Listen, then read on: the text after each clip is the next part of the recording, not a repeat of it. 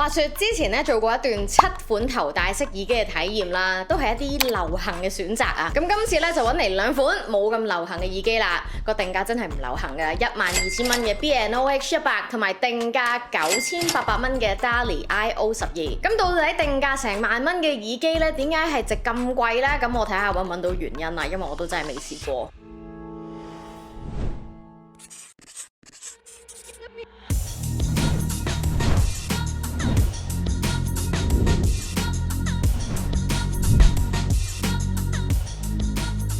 先講咗嚟自丹麥嘅 B&O 嘅呢一對 H100 奢華級別嘅耳機先。H100 咧係基於2020年咧推出嘅 H95 嘅耳機，咁由外到內嘅用料咧非常之足稱㗎啦。作為定價去到接近12000蚊嘅耳機咧，佢都加入咗一個模組化嘅設計，即係話咧最容易耗損嗰啲部分，例如係耳罩啦、頭帶軟墊啦，H100 咧係直接用咗一個磁吸嘅設計嘅，即係咧你清潔同埋更換嘅時候都非常之方便。另外咧電池啦同埋其他部分咧都可以經過佢哋嘅經銷商去更換嘅，就話咧可以成為咧陪伴到大家10年嘅耳機。咁而呢一種理念咧都好值得其他廠商去學習啊嚇。當然啦，呢一對係價值12000蚊嘅耳機有講，咁佢真係有呢個本錢去做呢件事嘅。咁 H100 嘅外殼同埋頭帶咧就採用咗鋁合金嘅材質啦，耳罩嘅觸控面板咧就係用咗磨砂玻璃，咁摸落去嘅時候咧真係非常之絲滑嘅嗰個感覺。而耳墊咧都用咗高羊皮，連個收納袋咧都用埋呢個真皮嘅材質嘅。不過 H100 咧要留意啦，係不可摺疊的設計嚟㗎，連埋個收納袋袋埋咧拎出街咧係成個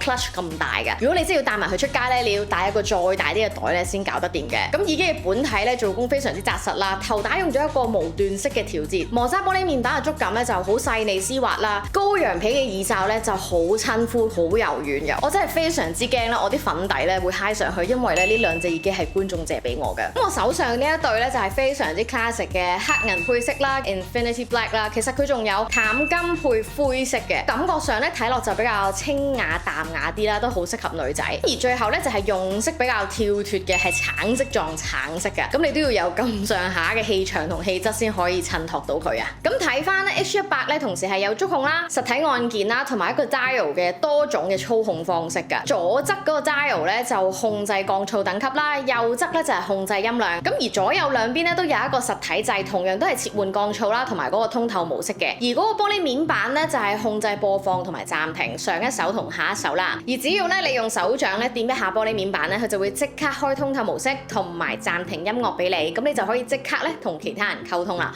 咁個反應咧用起上嚟都真係好快㗎。咁咧我傾完偈啦，掂多次咧就會切換翻降噪同埋繼續 play 個音樂俾你。而 H100 咧係總共配備10個收音咪㗎，佢嘅主動降噪咧亦都真係做到接近 ANC 耳機，我諗係第一 top tier 嘅水準嚟㗎啦。基本上咧你個環境好靜，得翻啲冷氣機聲嗰啲低頻聲都可以幫你消除埋，就算係超嘈嗰啲車聲咧，亦都可以大部分消除。咁佢開 ANC 嘅時候咧，就淨係得非常之輕微嘅耳壓感嘅啫。而就算係通透模式咧，都做得非常之好嘅，非常之自然。所以咧喺呢個過程入面咧，我都聽得出咧 B&O 係非常之努力啦，同埋去精進佢呢部分嘅表現㗎。咁喺聲音方面啦，H100 咧係搭載咗40mm鈦合金嘅 driver 啦，亦都有 EarSense 呢個適應性 EQ 啦，去偵測翻咧唔同嘅佩戴情況，再去調整翻個 EQ 嘅。咁呢一對耳機咧，除咗可以藍牙連接之外咧，亦都支援 USB-C 連接啦，最高咧可以去到24bit 96kHz。咁首先咧就聽下 Name of Life 先。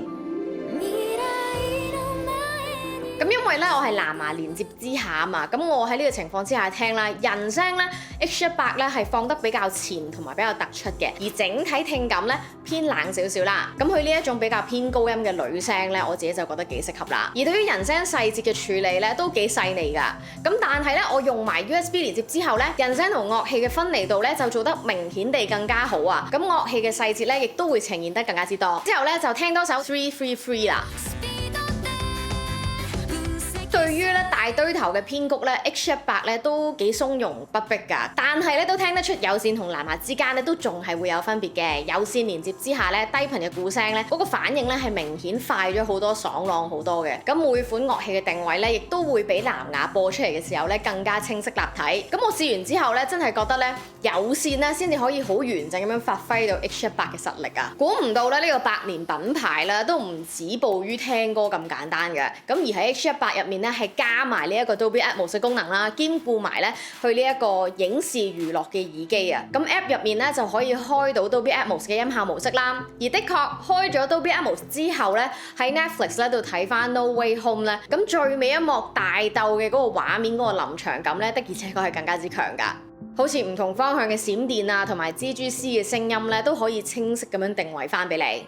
喺香港 5G 網絡部署入面啦，3.3至到3.5 GHz 被視為 5G 黃金頻段啊。咁如果咧可以喺覆蓋範圍同埋傳輸速度兩者之間達到一個最佳嘅平衡咧，對用家嚟講咧係非常之重要㗎。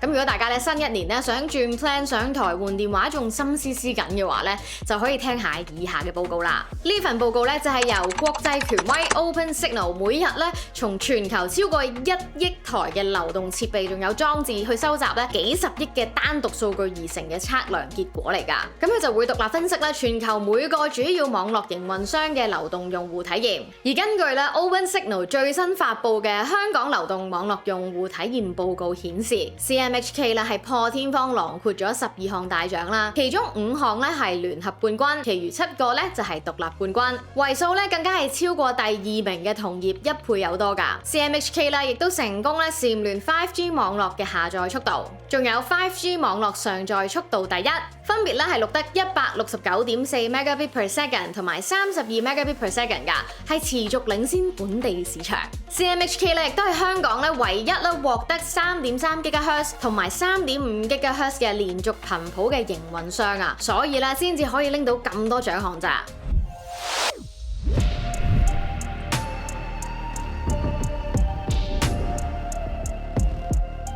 之後咧就睇下呢一對同樣都係嚟自丹麥嘅品牌啦 DALI IO12， 雖然定價咧冇 B&O H100 咁高啦，但係都接近1萬蚊㗎啦。IO12 嘅設計咧就睇得出更加豪邁啊，兩個超大嘅耳罩啦，係一個比較少見嘅方形設計嚟㗎。頭帶、耳罩都係用咗皮革，耳罩咧就係用咗好深邃嘅古銅色啦，再用啲淡金色去圍邊點綴，咁所以咧豪邁得嚟咧，佢又俾翻少少細節你嘅。耳機一樣咧都係唔可以摺疊㗎，收納盒咧就用一個更加大、更加方形嘅硬盒設計啦，咁一拎上手咧，你就會覺得啊，放心，我呢一對 IO12咧係可以好好被保護㗎。咁一樣啦，帶佢出街咧都要帶翻個大袋先得。IO12 耳機嘅右耳罩咧密密麻麻咁樣咧排咗功能掣啦、開關啦、藍牙掣啦、重設掣啦、ANC 切換啦，仲有耳罩上面嘅音樂播放控制同大細聲，基本上咧你所有需要嘅功能鍵咧，佢已經放晒出嚟㗎啦。咁點解會咁樣選擇咧？相信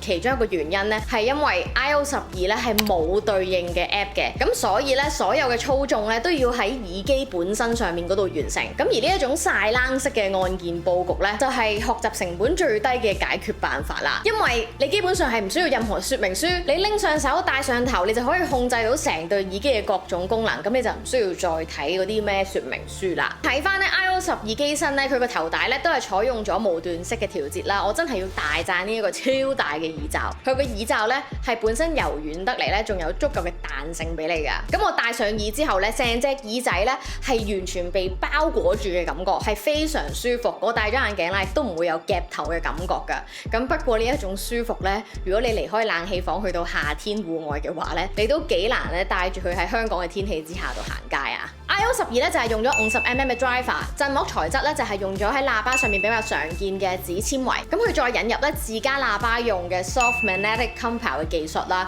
咁完全係感受到咧 DALI 咧係想將呢一對高階嘅喇叭咧塞晒入去呢一對耳機入面啊，而佢亦都支援 aptX Adaptive 啦，同埋 aptX HD 呢啲藍牙編碼，亦都做到 USB-C 同埋3.5mm 嘅有線連接，你都估到咧佢無線同有線咧都可以好勁咁樣俾啲輸出嚟㗎啦。咁而我聽嘅時候咧 IO12嘅音色咧，佢就選擇咗比較中性自然嘅取向啊。咁對於咧主打呢一個 Hi-Fi 高保真嘅耳機嚟講咧，都係一個正確嘅選擇嚟嘅。咁我哋先聽下 Die With A Smile 嘅 acoustic 版本先。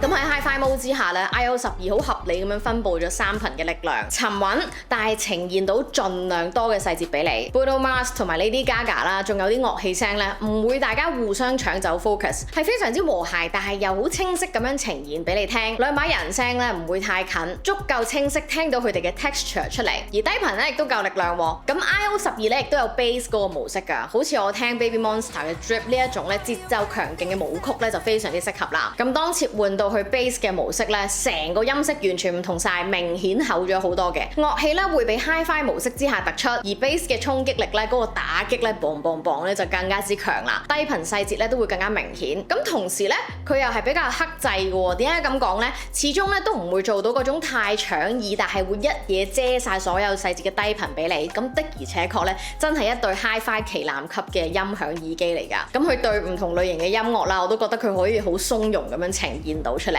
咁啱啱都有講過啦 ，iOS 12嘅耳罩咧非常之大，所以咧戴上頭之後咧，佢本身已經係做到一個物理隔音好好㗎啦。咁而佢嘅 ANC 咧都唔錯，大部分嘅低頻咧都可以消除到，亦都可以減弱到馬路嘅噪音，係足夠隔絕大部分嘅噪音㗎啦。咁我今次咧一次過咧聽晒 B&O H100 啦，同埋 DALI iOS 12呢兩對咁高價嘅耳機，的確去到呢個定位咧，耳機各方面咧都一定要力臻完美先搞得掂啊！由設計用料啦、音色表現啦，到各項嘅功能，最緊要戴得舒服啦。兩對耳機咧都係做緊接近頂級嘅水準俾你㗎啦。呢兩隻耳機咧俾我嘅感覺咧，令我諗起2015年嗰套戲嘅金牌特務 Kingsman 啊！我覺得咧 B&O H100 咧就好似一個現代嘅紳士啦，優雅之餘又幹練啦，非常之打得。咁除咗咧做好音樂之外咧，亦都追求 ANC 啦同埋 Dolby Atmos 呢啲新技術俾我哋。而 DALI iOS 12咧就好似一個 classic 嘅紳士，原本嘅傳統嘅優雅之美，用 analog 嘅按鍵咧去取代啲 app。但係咧，佢亦都跟上時代嘅步伐，加入 ANC， 亦都支援 aptX HD 啦、aptX Adaptive。咁呢兩種紳士、兩種耳機嘅兩種味咧，大家又中意邊一種多啲呢？